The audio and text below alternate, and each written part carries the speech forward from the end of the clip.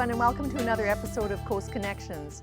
On this episode, we're connecting with the Southern Ocean in Antarctica, and we're also heading up to the northern part of the world, to the Arctic Circle as well, with our wonderful, world-esteemed photographer, Jerritt Boomer. Boomer Jerritt, in fact, he's also known as. I'll take whatever you get. Welcome to the show, Boomer. Thank you. And welcome home from Antarctica. I understand you just got back a couple of weeks ago. Yeah, I got back from the big white continent. Nice to be home. Very, very good. Yeah.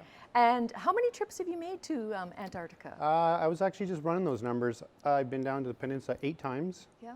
And South Georgia 4 times. So getting to be an old hat down there. Yes. Yeah. Now, Boomer, was that the name you were born with? I've had it since I was a baby. Okay. I don't know where it came from. My parents don't know where it came from. And it's always stuck. So. Well, I think with a name like Boomer, you've got to be an Antarctic adventurer. I mean, you were just born to do this. Yeah. So thanks for coming today. Thank you. And for bringing some of your amazing equipment that you've brought to the set today. These are the tools. In our business, we are storytellers. And it's not enough just to be a photographer of stills anymore. People are seeing stuff like Blue Planet. We're seeing things like IMAX. And so the idea of video and other aspects of the storytelling is really important. So we're using drones, we're using handheld iPhones on gimbals, stills, and GoPros to help bring a variety of different angles to the story. Yeah. Now, you obviously only travel to the Antarctic during the summer season there. Yeah. What are the temperatures like that time of year? That's one of the big questions I get. The 2 questions I get are the polar bears down there and what is the temperature? Yeah. We're there in the summertime, so the ambient temperature is not that cold. It's about 30, 35 degrees Fahrenheit. Mm-hmm. That's pretty warm. It's warm. Yeah. It can get cold very quickly, but the ambient temperature is not really that cold. Mm-hmm. Yeah, we have a layering system we bring with us and wear for sure in case it does get cold, but by and large, it's not too bad. Mm-hmm. Yeah. And Antarctica is the 5th largest continent in the world. It's about twice the size of Australia. Mm-hmm. And it's obviously not populated with people, yeah. But there is about a resident population, about 4,000 researchers, geologists that work down there throughout the year during the summer months, and then about 1,000 or so during the winter months. Yeah. So you are with One Ocean Expeditions. Mm-hmm. Tell us how you got a fellow from Courtney. How'd you end up in the Antarctica? Yeah, so it's a great story. Any good story always starts in a pub, and is having beers with my buddies. That's how it started. My one friend who works as a guide down in Antarctic also works as a guide in Churchill as a polar bear guard. Mm. And he happened to be in town and he was having a drink, and so I came in with my friends and I saw him and gave him a big hug. And he said, we need a photographer to go down to the Antarctic, to go on the Vavilov. Can you do it?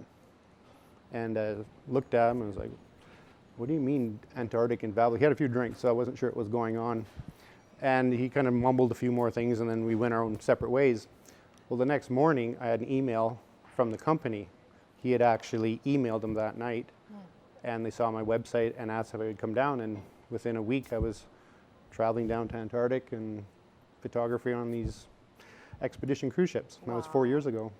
I love synchronistic moments like that, how one chance encounter can totally change a trajectory of your life. Yeah, you can work hard all you want, but sometimes it's just right place, right time. Yeah. Being lucky and yeah. Yeah, very, very cool. Very lucky.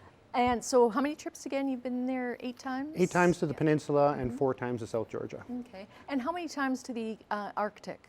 I've been up to Svalbard 5 times. And Svalbard's Norway, right? Norway, yeah. It's about 2 hours north of Norway, plane flight. It's quite far up north, actually. Yeah. And Boomer, let's start off by taking a look at some of these exceptional photographs you've provided with us today.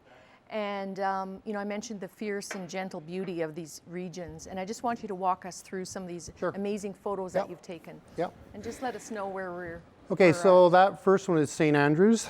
That's the biggest king penguin colony in South Georgia. That's 250,000 breeding pairs of king penguins. Wow. If you can imagine flying in a helicopter, and you fly over the Antarctic, South Georgia, and it drops you off, and there's no fences. That's what it's like. It's the most concentrated animal kingdom experience you'll ever have, and it's not like Africa where you're in a truck or something, you're protected. You're walking amongst them. So the big difference with South Georgia is they're approachable. We have our rules that we can't go any closer than 5 meters, but if you stand still, a penguin will come right up to you. Wow. And they're all over the place. The cacophony, the sound, the smell I can't describe it. My photographs won't describe it. Now, you're not allowed to touch them, obviously, No. or pick up a chick No. or No. an egg or anything Yeah, like that. it's pretty. I mean, we're regulated pretty heavily down there as an operation, and we have all our site guidelines that we have to respect for each landing that we go to. We have to look at our site guidelines that tells us where we can go, what we can do, and then there might be certain areas that you can't go because there's a biodiversity or there's some flora fauna that's trying to grow, reestablish, or you might have a penguin colony where they split the colony. One, they have people that are close, and the other side of the colony, they have none. And they gauge the difference between the two penguin colonies with interaction of people. So there's all these different things that we have to adhere to. But our mantra is no closer than 5 meters. Yeah. Very respectful. Our next shot? This is Orne Harbor, and that is a wiener. So this is South Georgia, and wieners are the cutest things you will ever see. You ask any staff member what they go down to South Georgia for, it's not the penguins, it's these little guys. And they're about 2 or 3 weeks old. They've been weaned from the mum, but they are intensely curious. And when you land on the beach, you can see in behind there's our gear. Those little guys will come up to you and they want to suckle. So they'll come up and they'll start doing this, and you're trying to walk away from them. And they're just the cutest little things. So we call them wieners. Yeah. Yeah. Some kind of seal, though, right? It's an elephant seal. Elephant seal. Oh, Elephant okay. seal, yeah. Right. Yeah. Okay, and I think we have here's the. So that's when they get older. Yeah. Yeah, that's 4 tons each there. Wow. Those guys are huge. And when they start fighting, everything moves. So the males, the beach master will have his harem, and he'll always try and make sure his area is safe, or he won't let other competing males come in. And the young males do try and come in, and this is what we see happening. It gets quite bloody, and it's something to see. Yeah. Wow. Yeah. Our next shot.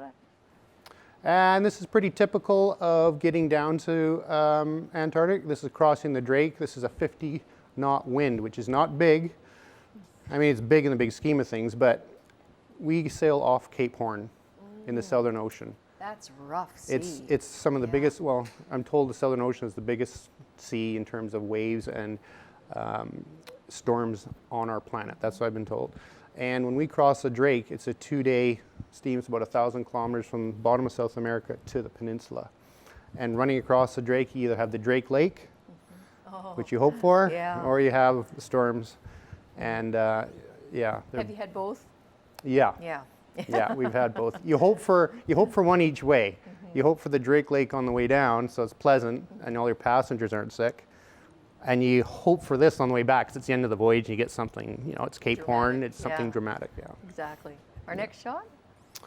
Yeah, this shot here is, this is in Curtis Bay, and it's a Minke Whale. And that little whale stayed with us for about half an hour. Beautiful. Yeah, he would come up to all the Zodiacs, he'd come up to the kayaks, and he'd come right up, look at us, by hop, a couple of weeks from me to you. He would come up and look at us. One gal in the kayak took a picture, and he blew, and she got whale snot all over her camera. That's very good luck. It's very cool. It's an amazing experience. It's one thing to see an animal. Yeah. It's another thing to experience them coming to you and to sense their curiosity and want to know about you. So they come up, you can see their eye looking at you underneath the Zodiac, and he comes right up, spy hops and looks at you and goes back down and circles around the other side. Everybody is super quiet. They're just blown away by it. So those kind of experiences what people go down for. It's very reverent. Very, very reverent, yeah. Beautiful. Yeah. And icebergs. We see a lot of this in around Antarctic Sound and in Gerlache Strait. A lot of the big bergs break off from the Ross Sea down on the southern end and hit the circumpolar current and come up around into the top of the peninsula. And this is where you see all the tabular icebergs. Huge, huge mountains of ice, 200-300 feet high, upwards of a couple kilometers long. Wow. Yep. Yeah, so they're just monsters, and they're just, as far as you can see, they're just floating down, going up into the Southern Ocean where they'll eventually disappear. Floating artwork. Floating This is artwork, beautiful. yeah. This is Gold Harbor, and this is the last morning of one of our big trips, and we got up before sunup to get this shot, and we were rewarded with this beautiful sunrise. It's not very often we get to do this. It depends on the voyage. Some voyages are more general in nature. Yeah. This one was more of a photographic symposium. So we were working with the light, and we were working specifically as photographers with a boatload of passengers who are photographers. So we're able to get some of these shots which you wouldn't normally get on a normal voyage. Yeah. Absolutely stunning. Yeah, and this is camping in Leith Cove. So this is one of the things we do on the ship is, to a lot of people, it's their seventh continent. And they want to do a continental landing and land on, say, I've been on Antarctic and I've done all 7 continents. It's kind of a bucket list for a lot of people. So if the weather presents itself, we do an overnight camping trip. And that's one of them. Beautiful. Historians, you know, we get a lot of folks who are really interested in the Shackleton saga. Yeah. And so this is a Grytviken, and this is Shackleton's actual grave. And right on the other side of the gal in the blue is Frank Wild. His ashes are interred there. And so And Frank Wild was? his right-hand man. Oh, okay. Yeah. Yeah. And the big thing here is you're supposed to toast the boss. So you have a little bit of rye whiskey, you have a toast, and you drop it on his grave. So there's a lot of rye whiskey in Shackleton's grave. And Shackleton, that was his 4th trip to Antarctica when he died. Is that what? And, And it is when he had his heart attack. Yeah. Yeah. 4th trip there. Yeah. Amazing. Now we bump up to the other side of the hemisphere here, and this is, if you just go back one, if we can.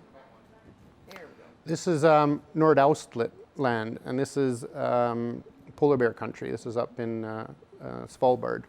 And this is a really iconic kind of a shot to see a polar bear in its environment, that big, huge ice shelf in behind. We were really lucky to get this. There's actually 2 bears on this floe, and to see them in this environment with a big, huge ice shelf in behind. It's 170 kilometers long. Wow. It's the largest one in the northern hemisphere. Yeah. Wow, that's a fabulous shot. Boomer. Yeah. Yeah. Yeah, and this fella, he was an amazing bear. We watched for about half an hour. He was hunting seals. We watched him do this hunt. The seal was in the ice floe, and we watched for half an hour this bear come over, and the seal, he went down underwater, and he came up behind and lunged and just missed the seal. And after that, he started running across or jumping across all these ice floes to come to the ship to check us out. And he came right up to the ship, like right up to the ship. Yeah, yeah, it's pretty cool. That is pretty cool. A lot of calving goes on in Svalbard. Their glaciers are known as pulsating glaciers. There's a couple glaciers, Northwest Breen, I think it's called. 20 meters a day it moves.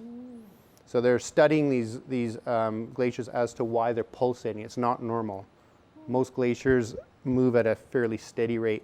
But in Svalbard, they have a lot of glaciers that are racehorses. They move very, very fast, and they stop. And they're not really sure why. So there's a lot of studying going on. For us as you know, when we're up here visiting, it makes for great photos because there's always calving glaciers going on. And calving is simply a big chunk of the glacier Yeah. falling into the ocean. Yeah, and they're huge. And it makes quite a mini tsunami. Tsunami, yeah. We got to be very careful. We got to know which these glaciers are and which ones are active and aren't, and we work accordingly. Yeah. Yeah. Wow, beautiful. Oh, reindeer. Reindeer, yeah. So they're indigenous to Svalbard. They're not very big, only about that big. Oh, really? Yeah, they're quite tiny. The deer in my backyard. Yeah, they're quite tiny, quite friendly. Did you see herds of them, or just Not so much herds, but we would see them, you know, dozen, 15 at a time. We saw babies when they're in there and stuff, but yeah, they're grazers. They're all over the place. Yeah.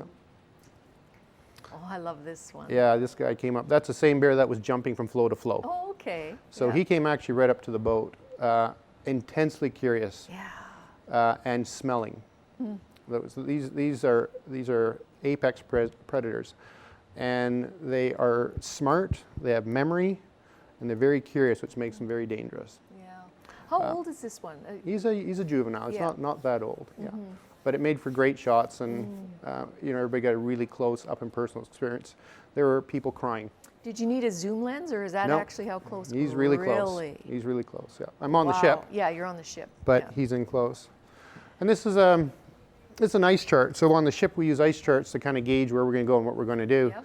And all the gray stuff is Svalbard. Those are the 4 different islands: Spitsbergen, Barentsøya, Edgeøya, and Nordaustland. This is up near Norway. This is north of Norway. Yeah. On the far left is Greenland. That gray over there. That's Fram Strait. So in 2017, this is where ice was. We couldn't even get around. Yeah. And the next year, that's how much the ice had retreated. Wow. So that's an indicator of how global change is happening. And I don't want to say that this is how much ice is disappearing one year it's gone back that far. It's not. It's just a variation in ice. Weather patterns are quite unpredictable. So this could come back down again and retreat. So it's crazy how much can be down one and then up the next one might be back down again. But that's what's going on right now. The global shift in global warming is the weather patterns are changing as much as warming. Yeah. And you've noticed that just in the 8 years that you've been traveling down there, haven't you? 4 years. 4 years. Yeah, I've been north. 4 years going down there, and I've seen some changes more in Svalbard than Antarctica. Antarctica is so huge and so big. We don't really see a lot of there, but Svalbard I have seen some changes in 4 years. Yeah. Now, One Ocean Expeditions, the ship is 95 passengers you can take? So we have 3 ships. Okay. 2 ships are chartered, they're Russian, and they're sister ships, Eofi and Vavilov. And then we just bought one, the RCGS Resolute, and One Ocean owns that one. So those are the ships we use. And where is One Ocean based? Squamish. Oh, Squamish. Yeah, Canadian company. Yep. Yeah, out of Squamish. Yeah, so on our ships, on the Russian ships, we have 95 people, passengers upwards. We have 40 Russian crew that run the ship, and then we have about 21 ocean staff. So one of the rules when you're in the Antarctic is you can't have over 200 people on your ship to go in and be able to do what we do. So we run Zodiacs off the back, we camp, we might go hiking on land, we might visit colonies, and you can't do that if your ship is over 200. So we're expedition ships as opposed to cruise ships. We're not luxury ships, we're more experiential. And the expedition ships are allowed then to make landfall, right? Whereas a cruise ship wouldn't be. A big one. A big cruise ship, They cruise. Yeah. And the Antarctic, isn't owned by any particular country. No. It was, there was the Antarctic Treaty that was established in, I think, 1959 by the 12 countries. And those countries where scientists were actually working down there already. So like the UK, New Zealand, Chile, Britain. And it was designed for peaceful purposes and for research. So it belongs to the world. I think it's really unique. Right now, I think there's 53 countries that are signatories. It started out with the original 12. I think it's 53 now. But if you think about it, it's a continent that's based on sharing. There's no conflict. You look at the world, the strife that's going on right now, and you look at the Antarctic, and it's all these countries working together for peaceful purposes, for scientific purposes, and for sharing. Yeah. There's no military intervention there. There's nobody owns it. So I think that's quite unique in that sense that we can still do that as human beings and work side by each for the good of everybody, as opposed to what goes on everywhere else. Yes. Yeah. And there's tremendous, I think, mineral resources there that are untouched, and hopefully that will remain so. For time memorial? No, there is a time frame that's coming up where some of that is going to be changing. I don't know the exact specs on it, but there is something to do with mineral rights or something going on that will have to be looked at. Again, I don't know the specs on it. Well, hopefully once it's looked at, we'll close the lid on that once again and let it be for the biodiversity that lives there. Exactly. Yeah. So when you first landed on Antarctica, what was that like? What was the feeling? Oh, I get asked that quite a bit. It's the thing that struck me first was the scale. Yeah. It's absolutely huge. It's mind-boggling, and I can't describe it. Photographs are hard to describe it. It's just huge. As far as you can see, it's ice. I call it a tortured landscape of glacial ice falling down into the water. You've got animals that have no predators on land, so it's quite unique that you can go up to these animals, and they approach you. And the other thing that struck me was blue and white. So there's not a lot of color. There's lots of blues, hues of blues as light reflects or absorbs in the glaciers, and there's a lot of white. And smell. What's the smell? The smell is penguin guano Yeah. and diesel from the ship. Oh, what a combo. That's kind of what you smell. Has Chanel bottled that Chanel, yet? yeah. Yeah, I mean, but that's just on the ship. When you're land, there's no real smells. If you run 3 trips and you go back to South America, it's actually a bit of a mind shift, because you're used to smells, you've seen all these different colors, and your brain does react to it. Yeah. What does it sound like? Silence? No, it's not quiet. It's quite, because there's lots of animals around, so I wouldn't say it's silent. And it's always windy, so there's always that going on. It's mainly just sight and smell. Yeah. Now at nighttime, in the Arctic, there's the aurora borealis, the northern lights, but there's also the southern lights in the Antarctic. Have you seen both? We're in the summertime. Oh, okay. It's all light. Right. One of my trips to Svalbard last year, I was up for a month, and it was 24 hours of daylight. I had no darkness for a month. It kind of messes with your head. It messes with your head. Yeah, yeah. Yeah. So no, there's no. It's one of the things as a photographer is kind of frustrating. Yeah. Is because you always have harsh midday light all day long. So whereas in the evening, where you love to shoot, or in the morning we love to shoot, we don't have those opportunities as much. Yeah. And did you ever see something called diamond dust in the Antarctic? Where it's a cloud, a daytime cloud of ice crystals on a clear day, and it's on the land rather than in the sky. They call it diamond dust. No. I've not. Not. Okay, that's why we go back down. Exactly. That's People right. ask me, like, why do you like going down, or what's the reason you keep going back down for? It's for stuff like that. It's for the shot I don't have yet. Yeah. I'm very lucky to be able to go back time and time again and keep shooting, get stuff, whereas most passengers only have a one-time chance. Yeah. So diamond dust will be the next thing. There you go. Do you have any interaction with the researchers that are there year round? Actually, One Ocean is really big on having scientists on board. It's kind of one of their mandates.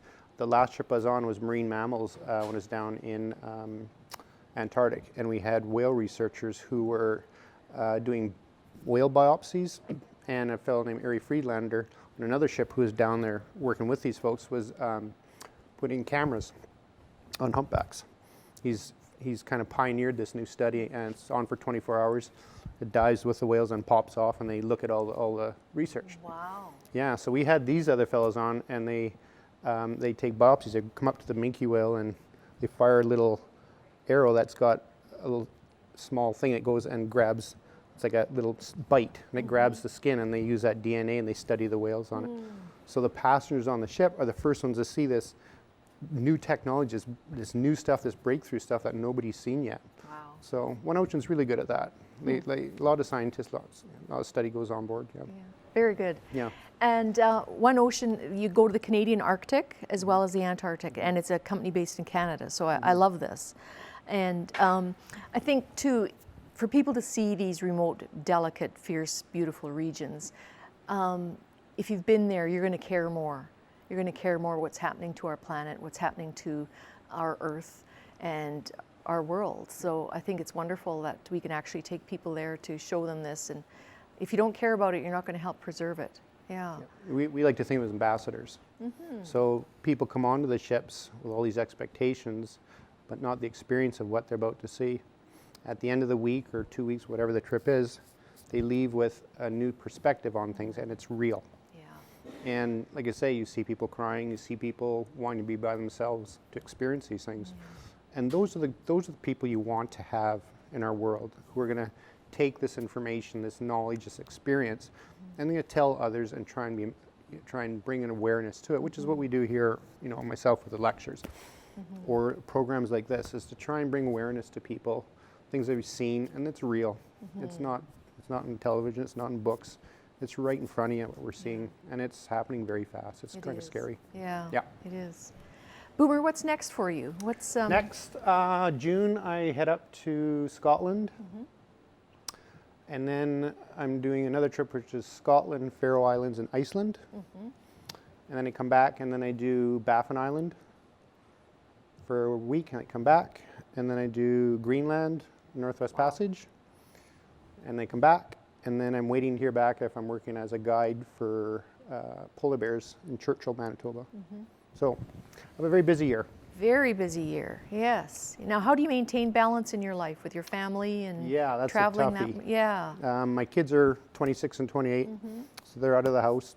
My wife works at home. She's actually doesn't work. She just hangs out at home, and she's happy when I'm gone. Happy for me back. Yeah. So she has her own independence. I have my own independence and get to do what I need to do. And you get to miss each other. We get to miss each other. That's important in a marriage as well. Yeah. We've been married 28 years, and it's been a long road. And oddly enough, this is when it's really nice. We're both in our own space. Yeah.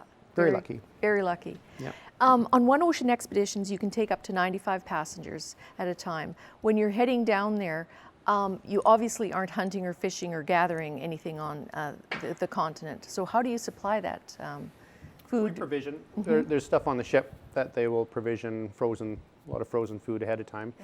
And then when we might do 2 or 3 voyages, whatever it might be, and we'll head back up to either Ushuaia or Punta Arenas or maybe Stanley in the Falklands, wherever our port of call is, and we'll get fresh vegetables. And we provision that on the ship, and then we basically take right off again.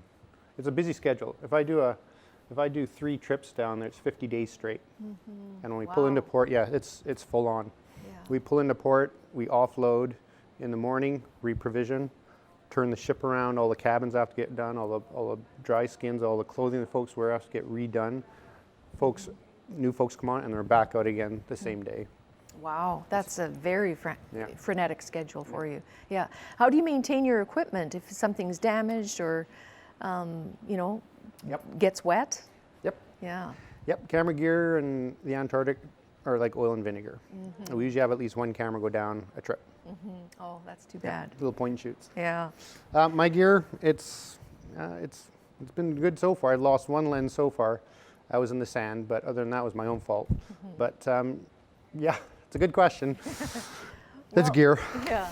And with Strathcona Photography, you also do workshops and lectures and that type of thing. And people can get more information on your website online when you are home. And also on Ocean Expeditions, if anyone wants to sign up for one of the voyages and be up close and personal with the Arctic or the Antarctic biodiversity. There's an ambassador program, so if folks are interested, you give me a call and I can set them up and get them all lined up with the company itself, and they can set up from there. Thank you, Boomer. Thank you. Thank you so much for sharing this treasure with us today. It's You're just welcome. been wonderful to have you here. Thank you. And it's inspired me to go down there. I just have to save up a little more money. And gravel. And gravel, yeah, exactly. You need shares in that. Shares, yeah. Thanks again, Boomer. You're welcome. And thank you for joining us on Coast Connections. We hope you've enjoyed this connection with the coast of the Southern Ocean. Thank you.